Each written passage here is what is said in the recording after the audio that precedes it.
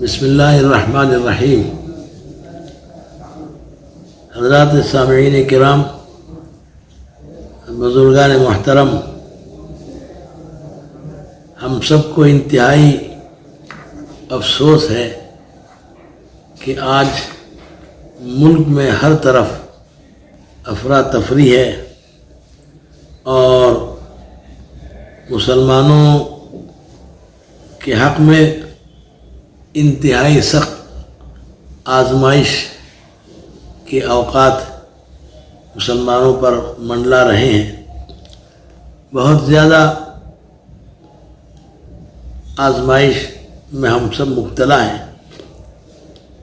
آئے دن ہر شخص دشمنان اسلام میں سے رسول اللہ صلی اللہ علیہ وسلم کی شان اقدس میں اور اسی طرح حضرت عائشہ رضی اللہ تعالی عنہا کی ذات اقدس پر بھی انتہائی گستاخ آمیز کلمات کہے جا رہے ہیں۔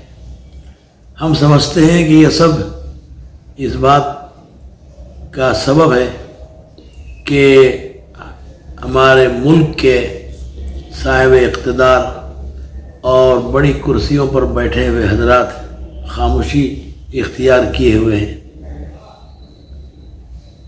کسی بھی دین کے مقتدر شخص کے بارے میں، مذہبی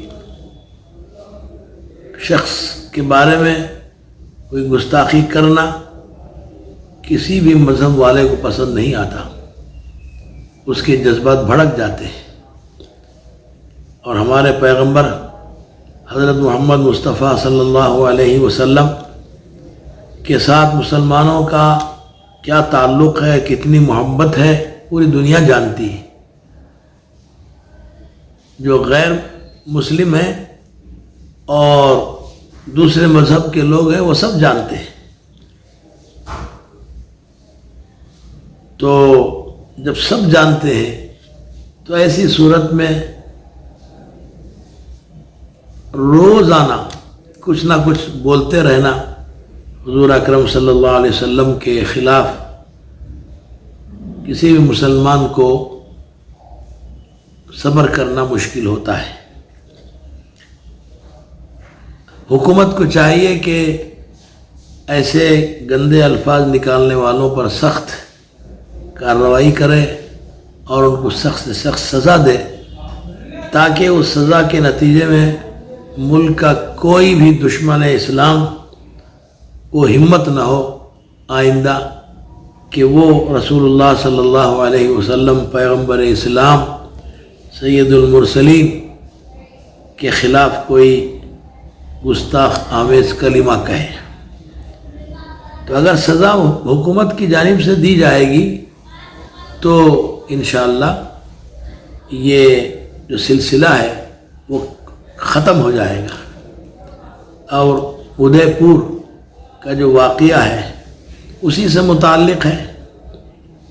بہت افسوس کی بات تو ہے اور انسانیت کے خلاف بھی ہے کہ اس طرح اس نے گستاخ رسول کی حمایت میں قتل کر دیا اور اپنے ہاتھ میں قانون لے لیا۔ یہ قانون کے خلاف ہے۔ بہرحال ہم اس کو کنڈم کرتے ہیں اور ہم کو بہت ہی زیادہ افسوس بھی ہے کہ اس طرح ان کو اپنے ہاتھ میں قانون نہیں لینا چاہیے تھا۔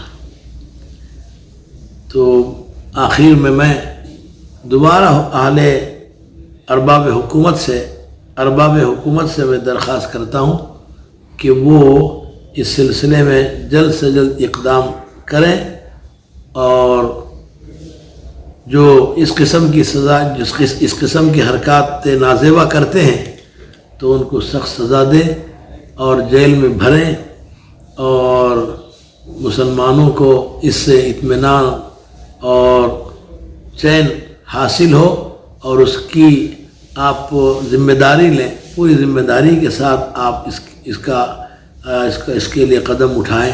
اللہ رب العزت سے دعا ہے کہ اللہ تعالی پورے ملک کے اندر امن و امان کو باقی رکھے، کسی بھی قسم کی بدامنی نہ ہونے پائے، اور نہ قتل خون یہ بہرحال یہ ناپسندیدہ چیز ہے۔